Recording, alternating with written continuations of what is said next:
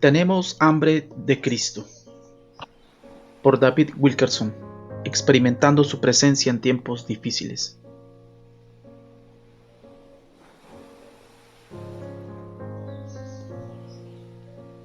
Prefacio. Tengo en mi biblioteca 12 volúmenes escritos por J. B. Stoney, un devoto autor. Cada volumen se centra en Cristo, miles y miles de páginas que exaltan la hermosura de nuestro Señor y de su ministerio como un hombre en la gloria.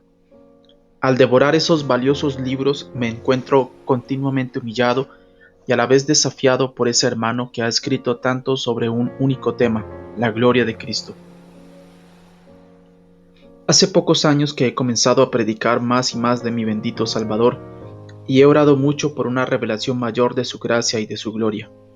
En todos mis años de predicación nunca he tenido tanta hambre de Él.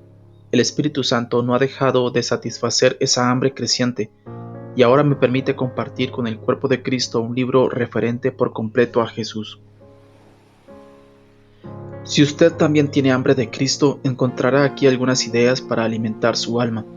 Creo que solamente los que el Espíritu Santo ha despertado hace poco con una nueva hambre y sed de Cristo y de su santidad, tomen el tiempo para leer este libro. Usted tiene que ser uno de los que tienen hambre de Cristo, para acercarse a la mesa y comer. Este no es un libro para esos cristianos apresurados que buscan comidas rápidas, sino para los que están aprendiendo a esperar que el Señor les dé el maná del cielo. David Wilkerson. Sección 1. Alimentándonos de Cristo. Capítulo 1. El pan de Dios. En nuestros días, la Iglesia de Jesucristo ha experimentado la peor sequía espiritual de toda su historia. Multitudes de ovejas a punto de morir de hambre les están pidiendo a gritos a sus pastores que les den algún alimento vivificante, algo que las sustente en estos tiempos difíciles, pero con demasiada frecuencia no se les da ni una migaja de alimento espiritual. Salen de la casa de Dios vacías, insatisfechas y débiles. Se han cansado ya de arrastrarse una y otra vez hacia una mesa vacía. No era ese el propósito de Dios para su pueblo, y a Él le duele ver que sea así. Dios ha provisto pan para el mundo entero, y el pan que Él ofrece es más que pan para sobrevivir, es alimento para una vida en su medida más completa, la vida en abundancia de la cual habló Jesús. ¿Quién es este pan de Dios, del que tan ansiosamente tenemos hambre? Jesús nos dio la respuesta. Dijo, el pan de Dios es aquel que descendió del cielo y da vida al mundo. Juan 6:33. En otras palabras, Cristo mismo es la respuesta. Como el maná que Dios envió para sustentar la vida de los hijos de Israel en el desierto, Jesús es para nosotros el pan de Dios, el don enviado para sustentar nuestra vida hoy y todos los días. El pan de Dios, cuando se come todos los días, produce una calidad de vida que Jesús mismo disfrutó. Cristo participaba en una vida que brotaba directamente de su Padre Celestial. Una vida nos dice que también debe animarnos a nosotros, como yo vivo por el Padre, asimismo el que me come, él también vivirá por mí. Juan 6:57. Ese pan es lo que le falta al cristianismo moderno, y es lo que éste necesita desesperadamente. Mi sincera oración es que este libro ayude a satisfacer el hambre espiritual que muchos están sintiendo en su vida. Esta hambruna espiritual ha durado muchos años. Es que cuanto más una persona se aleje de Cristo, la fuente de toda vida, tanto más se adueña de ella la muerte. Del mismo modo, las iglesias y los ministerios mueren cuando pierden contacto con esa corriente vivificante. En efecto, muchas de esas iglesias y ministerios han decaído lentamente desde hace tiempo. Es por eso que muchos creyentes desilusionados claman a Dios anhelando una iglesia que tenga alguna vida. Por eso mismo la mayoría de los jóvenes dicen que sus iglesias están muertas. El profeta Amós habló de un día cuando las doncellas hermosas y los jóvenes desmayarán de sed. Amós 8:13. Así clamaba Amós. He aquí vienen días, dice Jehová, el Señor, en los cuales enviaré hambre a la tierra, no hambre de pan, ni sed de agua, sino de oír la palabra de Jehová. Irán errantes de mar en mar, desde el norte hasta el oriente, discurrirán buscando palabra de Jehová y no la hallarán. Amós 8, 11 al 12. Muchos cristianos se sienten ofendidos cuando se les dice que es Dios quien manda esa hambruna de la palabra verdadera, y es verdad que hoy día hay mucha más predicación y enseñanza vigorosa que se llama revelación. Las Biblias son más visibles que nunca. Hay multitudes que corren a oír a sus predicadores y maestros favoritos. Hasta hay quienes dicen que este periodo de la historia del cristianismo es un tiempo de avivamiento, una época gloriosa de luz del Evangelio y de nueva verdad. Pero si lo que se le ofrece al pueblo de Dios no es el pan de Dios que vino del cielo, entonces no es verdadero alimento espiritual, no producirá vida, más bien hará que muchos mueran de terrible hambre espiritual. La verdad es que esa hambre que lleva a la muerte abunda en la casa de Dios hoy. La hambruna está haciendo que muchos creyentes se alejen de la iglesia para ir en busca de algo que satisfaga sus más íntimas necesidades. Ahora las iglesias están plagadas de adulterios, divorcios, rock cristiano, psicología antibíblica y evangelios de la nueva era. Muchos jóvenes cristianos se están entregando a las drogas y a la inmoralidad sexual en busca de realización. Eso sucede porque mucho de lo que hoy día se oye en los púlpitos es, en el mejor de los casos, comida agradable. Los sermones no son suculentos ni difíciles de tragar, hasta son simpáticos. Las anécdotas son bien narradas, las aplicaciones son fáciles y prácticas, y nada de lo que se dice ofende jamás a nadie. No resulta difícil llevar consigo el domingo a un cónyuge o amigo que no es cristiano, porque no se va a sentir incómodo. Nadie lo confrontará acerca del pecado. No habrá carbones ardientes del altar de Dios que le queme la conciencia, ni flechas llameantes de convicción procedentes del púlpito que lo mueva a ponerse de rodillas. No habrá ningún dedo profético que le señale el corazón y le diga con voz de trueno: tú eres ese hombre. Y si en realidad el martillo cae sobre el pecado, rápidamente se amortigua su efecto. Es asombroso pero cierto. El lugar más cómodo y tranquilizador de la conciencia para esconderse de los ojos llameantes de un Dios santo es dentro de una iglesia muerta. Sus predicadores funcionan más como funerarios que como apóstoles de la vida. En vez de guiar a los hambrientos creyentes hacia la vida abundante que Cristo ofrece, les dan blandas palabras de ánimo para tratar de calmarles el hambre. Todo está bien. Ustedes han hecho todo lo que necesitan hacer. No se tomen la molestia de alimentarse del pan de Dios siendo constantes en la oración, o desempolvando sus Biblias, o armonizando sus corazones con el de Dios. Algunos predicadores protestan diciendo que, lejos de estar muertas, sus iglesias están llenas de gloriosa alabanza y adoración a Dios. Sin embargo, no todas las iglesias exuberantes que mueven las emociones están necesariamente llenas de vida. El culto que brota de unos labios impuros es en realidad una abominación para Dios. La alabanza que sale de corazones llenos de adulterio, lujuria u orgullo es un hedor para Él. Los estandartes cristianos enarbolados por manos manchadas de pecado no son más que presuntuosos desplantes de rebeldía. Una vez escuché a un ministro profetizar que pronto vendrá el día en que los cultos de las iglesias serán de alabanza en un 90%. Pero si eso llega a ocurrir, e incluso si esa alabanza es de corazón, eso deja solamente un 10% para lo demás, donde supongo estaría incluida la predicación de la palabra de Dios. Pero ¿acaso no nos debilitaremos espiritualmente si aclamamos y alabamos, pero no comemos el pan de Dios? ¿Significa esto que hemos llegado al punto como los hijos de Israel cuando se quejaron, pero ahora nuestro apetito se reseca ya que no hay más que el maná? Números 11:6. ¿Será posible que nos hayamos aburrido de sentarnos ante la mesa del Señor? Debemos comprender que la alabanza auténtica solo brota de corazones agradecidos que rebosan con la vida pura de Jesucristo. El apóstol Juan escuchó una voz que clamaba desde el salón del trono de Dios: alabad a nuestro Dios todos sus siervos y los que le teméis, así pequeños como grandes. Apocalipsis 19:5. Esos siervos se regocijaban en Dios y le daban gloria. Habían andado con tal fidelidad que los preparó para ser la esposa de Cristo. Versículo 7. Ellos comieron el pan de Dios con fidelidad y reverencia, con santo temor ante su poder vivificante.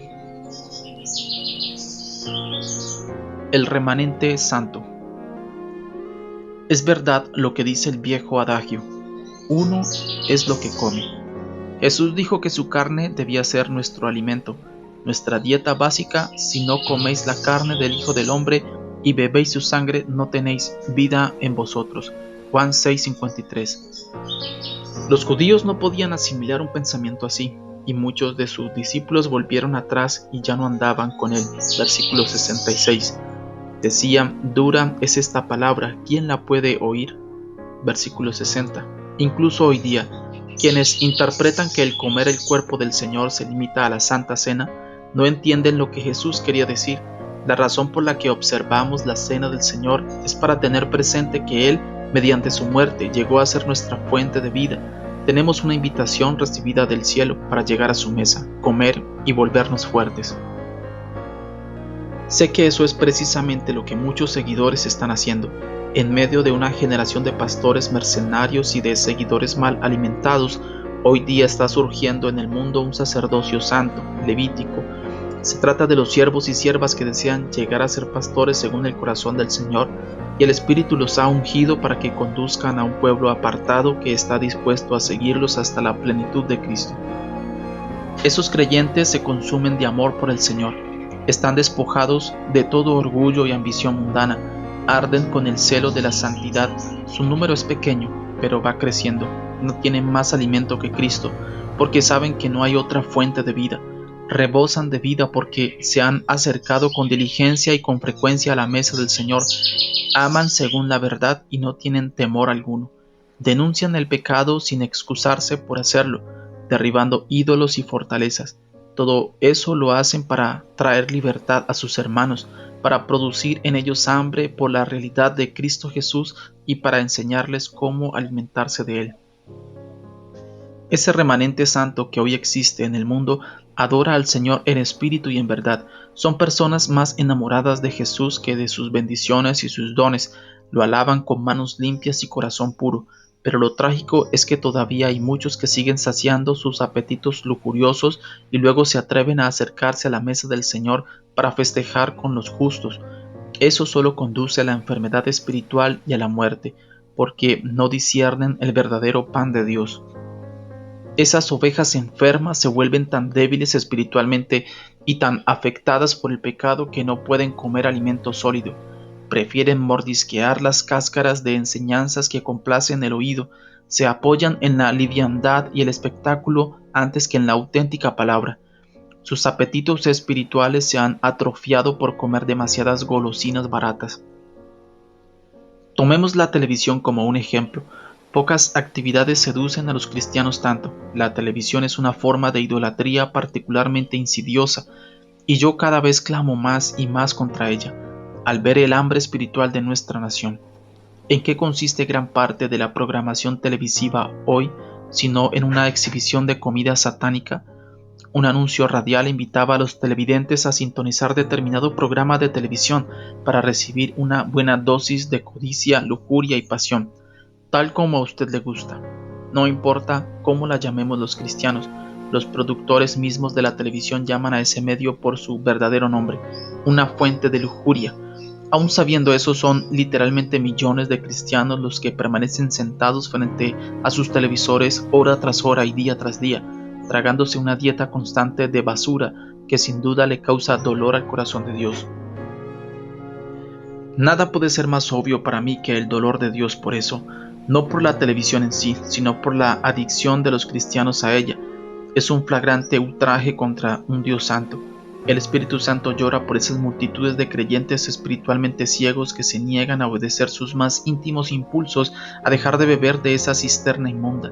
Si Jeremías pudiera presenciar este triste espectáculo, millones de miembros del pueblo de Dios remoloneando frente a sus televisores todos los domingos, tragando lujuria, delincuencia y codicia en lugar de estar sentados en la casa de Dios para comer de su pan. El profeta se lamentaría y gemiría, clamaría de parte del Señor: mi pueblo ha trocado su gloria por lo que no aprovecha. Me dejaron a mí fuente de agua viva y cavaron para sí cisternas, cisternas rotas que no retienen agua. Jeremías 2, 11 y 13. Qué celoso se debe de poner el Señor ante nuestra provocación. Somos sumamente generosos para dedicar nuestro tiempo a comer a la mesa de sus enemigos. La televisión no es más que un ejemplo, y en cambio su mesa la abandonamos, la pasamos por alto. Ay, cuánto le encantaría a Dios disponer de ese tiempo para alimentarnos con el verdadero pan de vida. ¿No es hora ya de volcar la mesa del diablo en nuestra vida, de entrar en el aposento de la oración y festejar con el genuino pan de Dios, de arrancar de nuestra casa y de nuestra vida todo lo que mancha y contamina nuestra mente espiritual?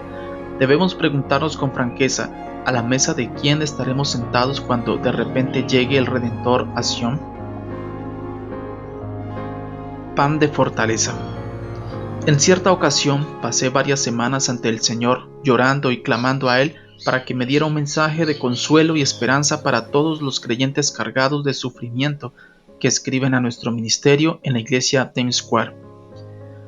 Como aquí en la ciudad de Nueva York trabajamos con drogadictos, alcohólicos y personas sin hogar, he orado así: Señor, a donde quiera que miro veo dolor, sufrimiento, pesar y tribulación.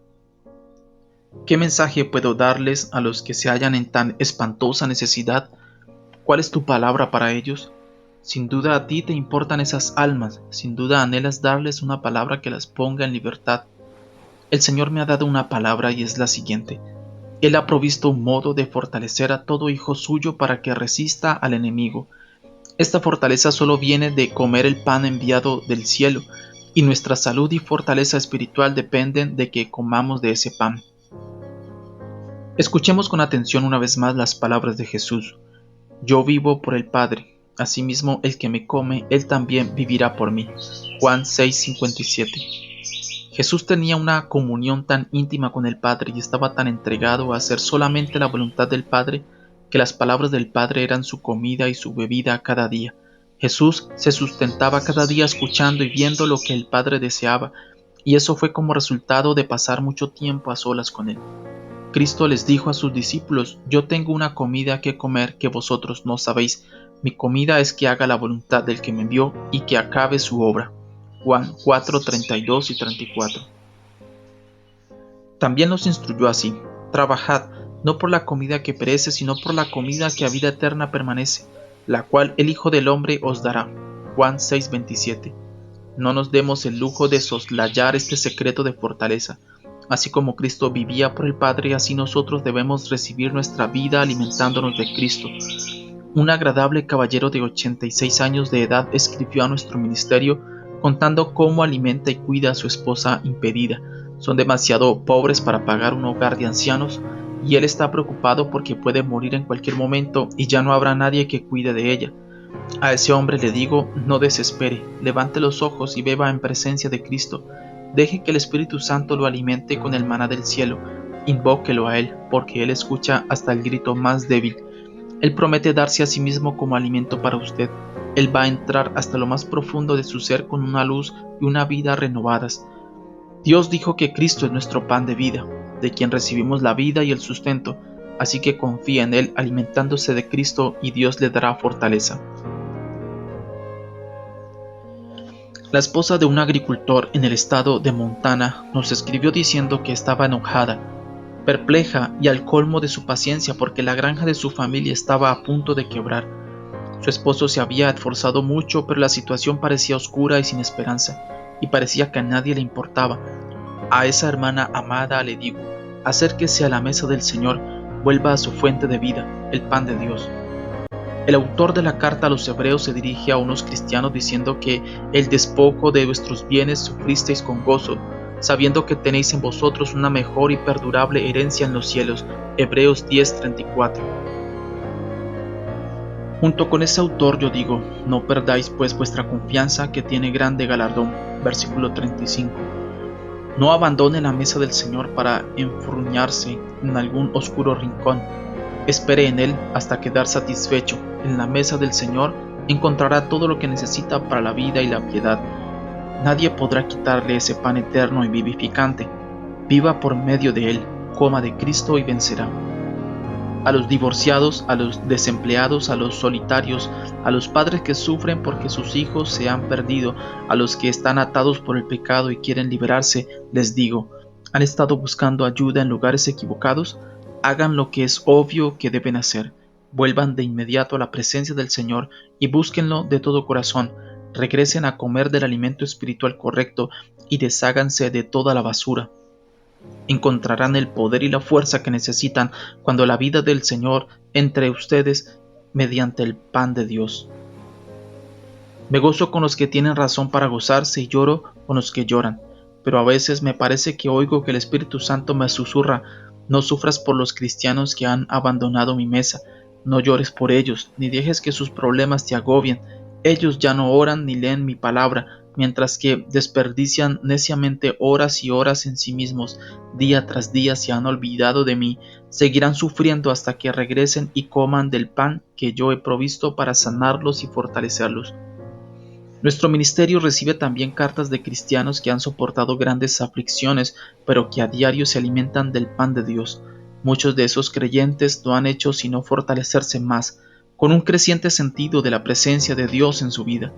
En medio de sus pruebas han recurrido al Señor con todo su corazón, lo han buscado en su dificultad y Él ha escuchado su clamor y ha satisfecho sus almas hambrientas, dándoles lo que necesitan para soportar los tiempos difíciles. Dios los ha enaltecido por encima de sus problemas, hasta el punto en que conocer a Cristo se ha convertido en algo más importante que el hallar alivio. Viven de Cristo literalmente, porque han descubierto que Él es su poderosa fuente de fortaleza. Y un día saldrán de allí como oro puro, tras haber sido probados por el fuego. Quedarán por completo purificados del egoísmo y el orgullo. Como Cristo, el único deseo de ellos será hacer la voluntad del Padre y acabar su obra. El pan de Dios se sirve todos los días, como les ocurría a los israelitas con el maná. Dice la Biblia que Dios le dio maná a su pueblo para humillarlo.